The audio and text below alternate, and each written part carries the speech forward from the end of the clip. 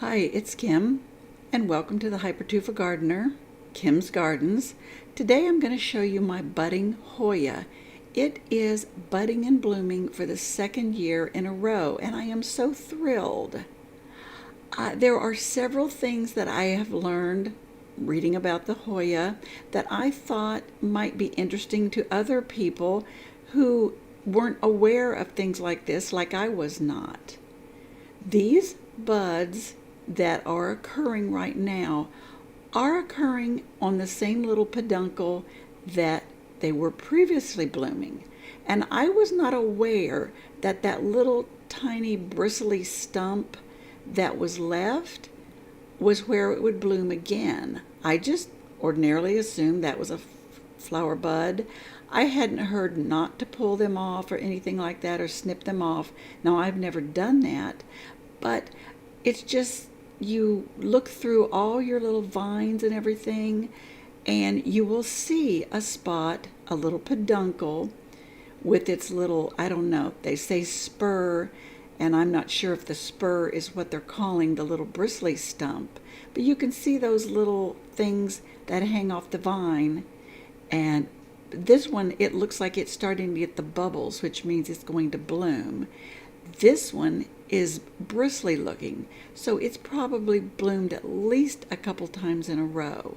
Now, it doesn't take but about a week or so before you start getting those little individual little flower stems that will each have a flower blooming at the end. They always hang down on my Hoya carnosa here. It was called tricolor when I purchased it. Maybe tricolor is the same as Crimson Queen. I'm not sure, but let me know if you've heard one way or the other. So mostly I just kind of scan it daily and look for more little popped out peduncles. Now, mine started to pop out these buds in late February. I was very, very surprised because the last time mine bloomed, I think it was in June when I first started noticing the buds. Thrilled me to death to finally have that, because I've had this for 3 years, only transplanted it one time. But I just thought, oh, it was a fluke and I had blooms to occur for me.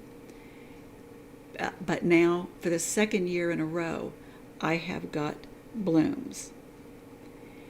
And if I can notice one that's blooming on the second tier, I will show you. And it could be a second or third, and I just, don't recall a bloom from the previous year. But once you have these, they're so spectacular, it's thrilling to get these kind of blooms. All the little tendrils are growing. I measured mine, and it's about 52 inches long if I count from the surface leaves at the top of this pot. So it's just getting longer and longer. I did root a cutting, one of these tendrils. I took 2 leaves from it and put it in water. In a week I had the roots adequately growing. I gave it, I forget if it was another 5 days, and then planted it because it was ready to be planted for sure. And that has done wonderfully. I can reference that little post and film so you can see that. See, the little tendrils just reach out and try to grab on anything. They're trying to go back down this terrarium I created several months ago. I think that was sometime last year. But you can see all these little ends and the aerial roots, and right there in the center it looks like a little bristly spur or peduncle where they have previously bloomed. And right up here on the edge, it's hard to get it in focus when I'm trying to bring the camera in amongst all these leaves, because my camera keeps wanting to focus on a leaf. Look at that one right in the center is a bristly one.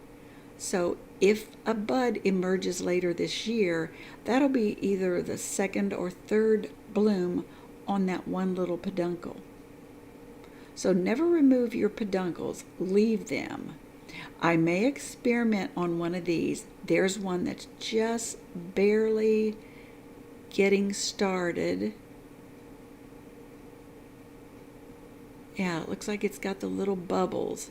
So it's just barely getting started. Most of the time they come at a leaf junction, but I have more that are not at leaf junctions, that are kind of toward the end of a tendril. Now this one is almost fully bloomed out.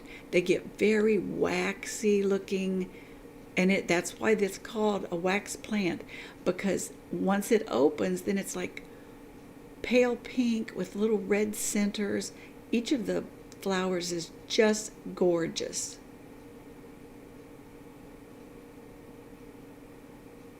I hope you can see maybe some of the peduncles that I can't.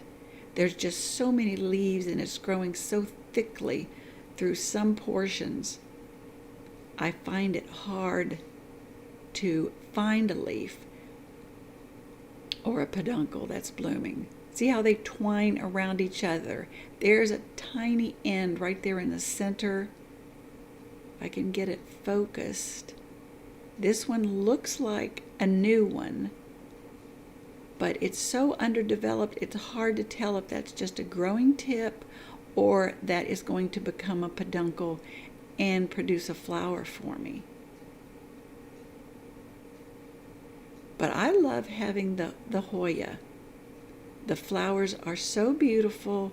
It's so rewarding to get to have those.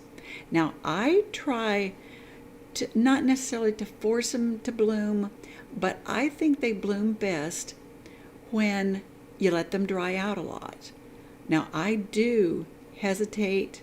Look how pretty that one is. This is probably like a couple of weeks old from its first appearance. I filmed this over several weeks time period, not all just in one morning. So the flowers, once they bloom out, they last several weeks to a month, but it just takes them from the first appearance. It may be a month before the actual flower opens up. But it's so worth the wait. I love it. But as I was trying to say, I let mine dry out. As I explained back on the post on my website, I think that if you let it get drier and drier and drier, the plant tends to think, okay, this is it. This is the end of my life. I'm going to die. Let's make sure we leave a baby in the world so that we've fulfilled our destiny. And then is when it might start to pop out some babies or put out some peduncles. And once you see some peduncles start to form, then water it, feed it, and I think that just more or less makes them all start to produce. Now it does need a lot of light. I keep it here on the windowsill in an east window, and it is right next to the window. But the eastern sun coming in here in the winter time, in this March and April period that I'm filming, it's fairly full sun right there because there is a tree out there beyond this window that shades it through the hotter part of the season. And so it's slightly more dappled. There are tiny little leaves starting to come out there, and that might produce a peduncle later on. It'll just curl out from between these. Now, this is the latest film that I made just this past week or so, and I wanted to show you the length that this plant is. As I said, I measured it at about 52, starting where the leaves grow, coming all the way down through, and it's hitting the bench. So I may need to change and pull it out, sort of, and pull some tendrils off, root them to make new plants. These are starting to dry. That one, this one to the left is a new one. That one on the right is a little bit spent, and this one is just about dried up. You can see the little red centers. Some of the flowers are still nice, but the others are kind of browning up, and they start to drop, and for me they fall onto this bench. Now here's a close-up of this one as it dries out, and that's what the little tendrils look, or the flowers look like when they fall. Now, a Hoya and a milkweed are related. They're that, however you say that word, species. So these particular flowers, when they dry up, don't have seeds in them, as I understand. They would grow a pod if you had them out where they were fertilized by moths, outside on your porch. Then it could possibly grow a pod, and it would be like a milkweed pod. I remember playing with those when I was a girl, out in the fields, and just pulling them off, opening them up, and seeing the little pods. But that one is a new one about to come, so in several more weeks I'll have more. This one is kind of mid. It's opened up, all full of its flowers with its little red centers. Looks really, really good.